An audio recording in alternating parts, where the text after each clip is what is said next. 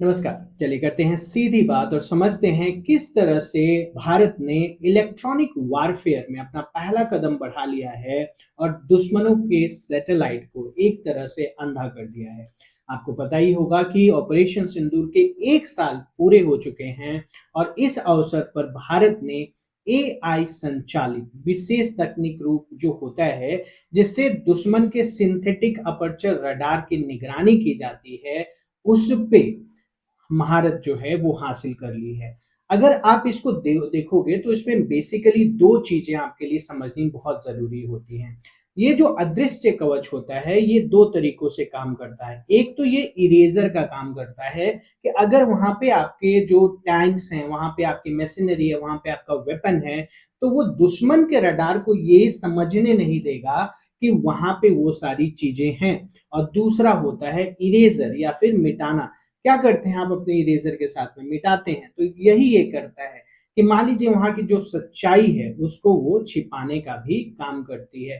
तो ये जो घोस्टिंग और इरेज़र है ना, तो घोस्टिंग में आप ज़बरदस्ती वहाँ पे दिखा रहे हैं कि मान लीजिए वो रेगिस्तान का एरिया है, वहाँ पे कुछ भी नहीं है। लेकिन लोगों को क्या लगेगा? लोगों को लगेगा कि वहाँ पे जो है कि कुछ टैंक्स वग़ैरह कुछ ये चीज़ें उपलब्ध हैं।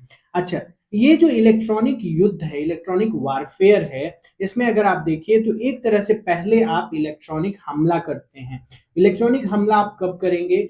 जब आपके पास में इलेक्ट्रॉनिक वारफेयर वाली मिसाइलें होंगी, आपके पास में ड्रोन्स होंगे, आपके पास में आर्टिफिशियल इंटेलिजेंस के द्वारा रन की गई मिसाइलें होंगी। इलेक्ट्रॉनिक सुरक्षा की जब आप बात करते हैं, तो आप उन उपकरणों की बात करते हैं जिसके पास में विद्युत चुंबकीय स्पेक्ट्रम के किसी भी प्रभाव से वो आपको बचा पाए।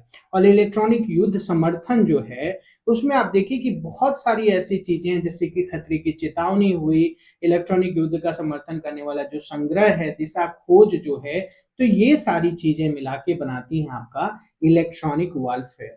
अगर आपको ऑपरेशन सिंदूर के समय की कुछ तस्वीरें याद हों, तो आपको याद होगा कि हमारा जो S-400 डिफेंस सिस्टम है, जो हमें रूस से मिला था, हम उसे लगातार ट्रक पे डालकर मूव कर रहे थे। क्यों मूव कर रहे थे?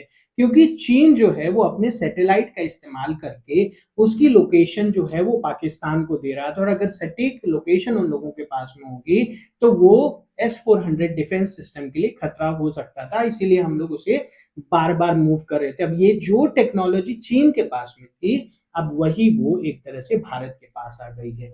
और आपके पास क्या आ सकता है? आपके पास ये मौका है कि यूपीएससी सीएसई एग्जाम से पहले या फिर अगर आप किसी भी स्टेट सिविल सर्विस एग्जाम की तैयारी कर रहे हैं और हिस्ट्री एक ऐसा सब्जेक्ट है जिसके बारे में आप सोच रहे हैं कि कैसे करेंगे, तो गाइज ये एक कॉम्बो ऑफर है जिसमें मॉडर्न हिस्ट्री तमिलनाडु बोर्ड की जो क्लास 12 की किताब है वो फुल्ली कवर्ड है और उसके साथ में जो मॉडर्न इंडियन हिस्ट्री जिसमें कि एनसीईआरटी और बाकी जो रेफरेंस बुक्स हैं वो कवर्ड है। यहाँ पे आपको बुलेट पॉइंट्स के साथ में जो भी आपके नोट्स हैं वो प्रोवाइड किए जा रहे हैं। बहुत सारे इमेजेस और मैप्स, क्योंकि हिस्ट्री जो है कभी-कभी बोरिंग लगती है, तो वो आपको मिल रहा है। यूपीएससी प्रीलिम्स के previous year questions, mock questions भी मिल रहे हैं और ये इंट्रोडक्टरी ऑफर है कि ये दोनों किताबें आपको सिर्फ और सिर्फ 99 रुपीज में मिल जाएंगी अगर आप हमारा टेलीग्राम चैनल उपनिषद आईएएस को ज्वाइन करते हैं और वहां पे इसके लिए पोस्ट हैं तो।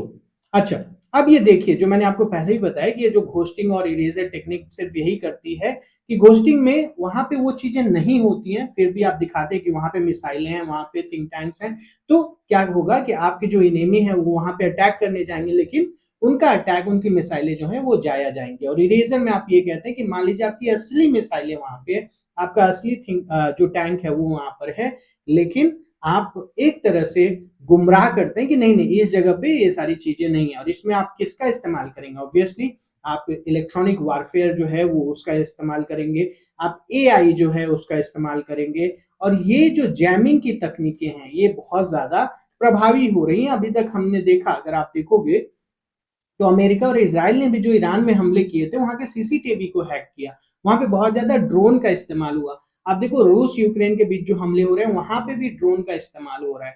तो ये सारी चीजें जो होती है ना, इन्हें कहते हैं नॉन काइनेटिक। नॉन काइनेटिक मतलब एक तरह की युद्ध रणनीति हो गई, जहाँ पे आप मिसाइलें सीधी-सीधी नहीं दाग रहे हैं, आप जहाँ पे आप सीधे-सीधे टैंक लेके जाके नहीं लड़ाई कर रहे हैं, लेकिन आप क्या कर रहे हैं, आप एक तरह से एआई के रूप में चीज़ों को कंट्रोल करना सीख रहे हैं, ठीक है? तो यही पार्ट होता है इलेक्ट्रॉनिक वारफेयर का और इसी में जो है सैटेलाइट्स जो होते हैं, ये बहुत बड़ी भूमिका निभाते हैं। हमने पहले ही बात किया कि ऑपरेशन सिंदूर के समय में ये जो है, इसमें हमने देखा था कि भारत थोड़ा-सा पीछे छूट रहा था, लेकिन अब जो है भारत इस अदृश्य युद्ध के एक नए दौर में प्रवेश कर चुका है। अब भारत भी जिस तरह से यूक्रेन, जिस तरह से ईरान, इज़राइल, यूएसए इन सारी चीज़ों में आगे बढ़ रहे थे, अब भारत भी इस इनविजिबल वारफेयर का एक हिस्सा बन चुका है। तो गाइस भारत ने जो इस तरीके से ये उपलब्धि हासिल की है, अभी भी हमें बहुत दूर जाना है। ऐसा कहा जाता है कि ये जो सैटेलाइट एसएआर टेक्नोलॉजी की जो हम बात कर रहे हैं, वो लगभग 50 के आसपास में चीन के पास में ऑलरेडी है। 1 और 2 उसने पाकिस्तान को भी दिया है। भारत के पास में अभी लगभग 3 या 4 है और भारत की कोशिश है कि आने वाले 2 सालों में वो भी लगभग इसे 45 से 50 तक पहुँचा पाए।